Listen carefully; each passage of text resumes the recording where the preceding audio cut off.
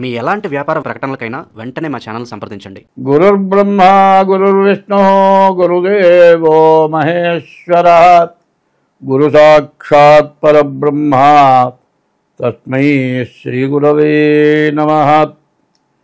ఆదిత్యోర్కోరవిర్భానుర్భాస్కరశ్చ దివాకరః మార్తాండస్సవితా హేళి తీక్ష్ణాం శర్మిహిరో రవిః.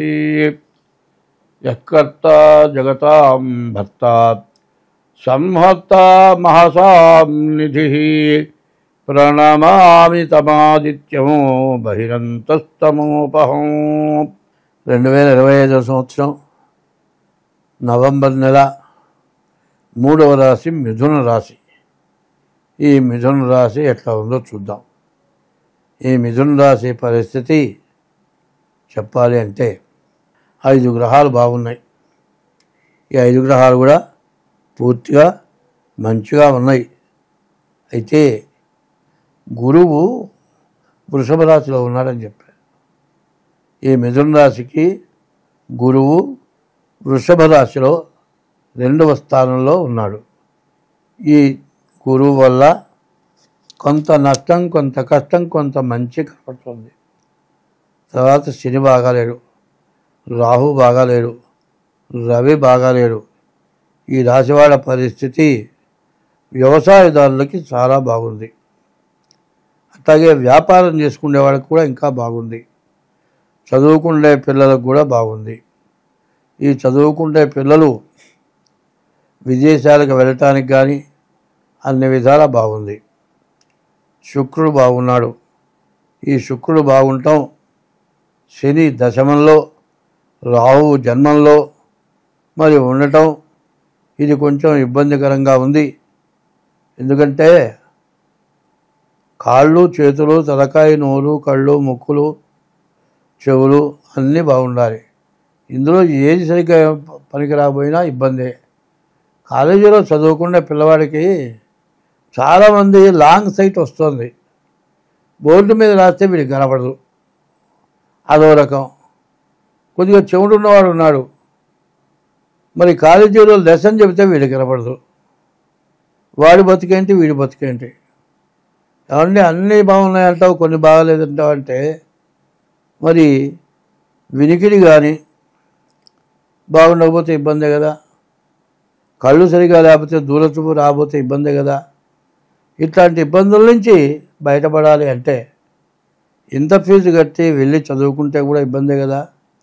ఇట్లాంటి వాటి నుంచి బయటపడాలి కదా.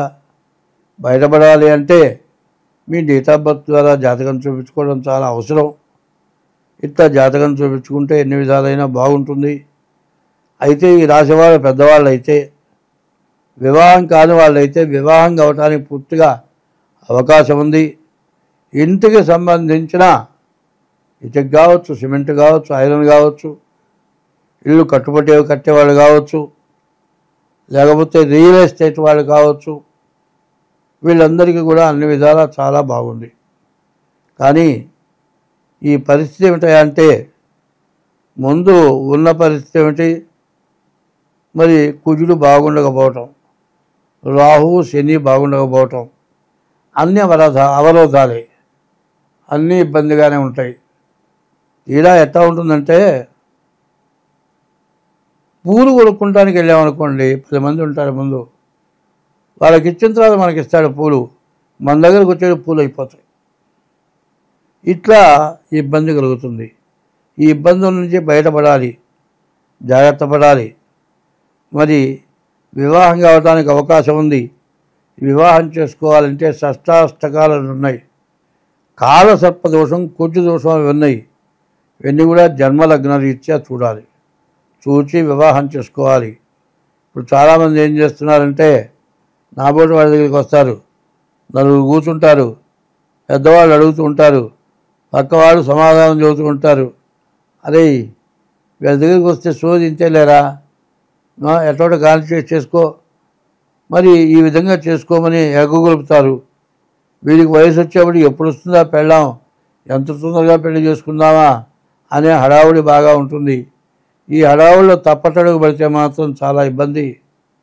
వివాహం అనేది చదువుకున్నవాడు కావచ్చు, చదువుకోనివాడు కావచ్చు, తెలివి తక్కువవాడు కావచ్చు, పిచ్చివాడు కావచ్చు, ఆ వయసుకి చూపు ఆడ మనిషి మీద పడుతూనే ఉంటుంది. మా ఇంటి దగ్గర ఒక తెలివి తక్కువవాడు ఉన్నాడు. వాడికి కనీసం 36-37 ఏళ్ళు ఉన్నాయి. బాగా బలంగా ఉన్నాడు. వాడు ఏం లేదు, ఇంట్లో అన్నం పెడతారు, ఆ గుళ్ళో పోయి ఎవరన్నా పావులా బేడో ఇస్తే అడుక్కొని అది తీసుకొచ్చి ఇంట్లో ఇస్తే అన్నం పెడతారు. ఎవరైనా వయసు పిల్లలు వచ్చి గుళ్ళో ప్రదక్షిణ చేస్తుంటే వాళ్ళు వెనకాడితే వీడెడుతూ ఉంటాడు. వీడెమ్మడి పడి కొద్దీ వాళ్ళు పరిగెత్తూ ఉంటారు. వాళ్ళు పరిగెత్తిన కొద్దీ వీడు పరిగెత్తాడు. వీడు పరిగెత్తా ఉంటుందంటే అమాంతం ఎగబడి వాళ్ళని పట్టుకోవాలని ఉంటుంది. వాళ్ళు గబగబా వచ్చి గుళ్ళో ఎక్కడ కూర్చొని జపం చేసుకుంటూ ఉంటాను నేను. ఏమన్నా అబ్బాయి ఎవరు మా ఎమ్మడి పడుతున్నాడు, అరే ఇందులో అంటే లేదండి లేదండి అంటాడు. నిలబడి అమ్మటి కూడా ఆగంట. సరే చివరికి వాడు ఎట్లా ఉంటుందంటే, అరే పెళ్లి చేసుకుంటావట, చేసుకుంటా. పెళ్లి చేసుకుని ఏం చేస్తావురా, పూలు కొని పెడతా.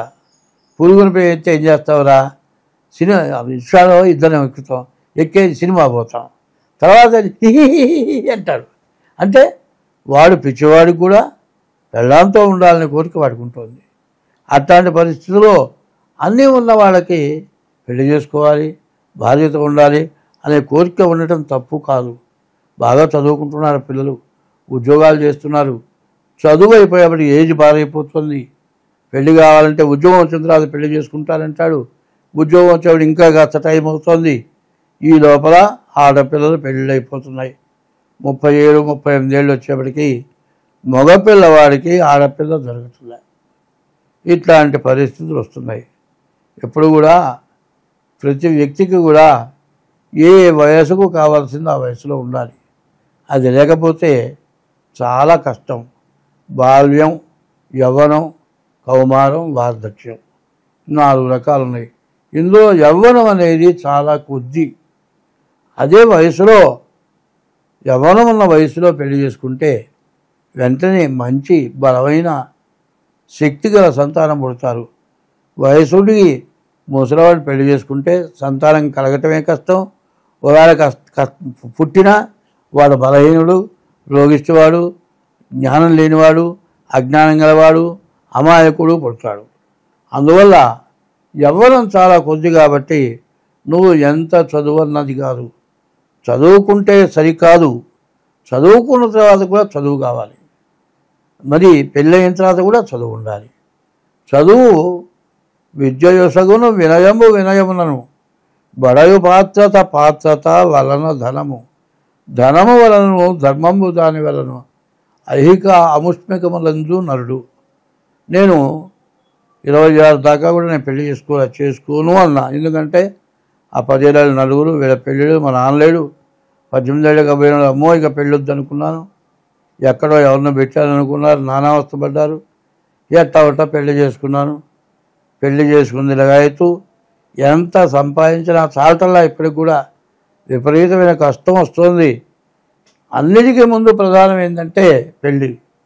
పెళ్లితో పాటు అవసరమేంటి డబ్బు. డబ్బు అవసరానికి తగినటువంటి విద్య కావాలి. విద్యతో పాటు సంపాదన కావాలి. అన్నీ అవసరమే. ఏ వయసుకు కావాల్సినవి ఆ వయసుకి ఇప్పించండి.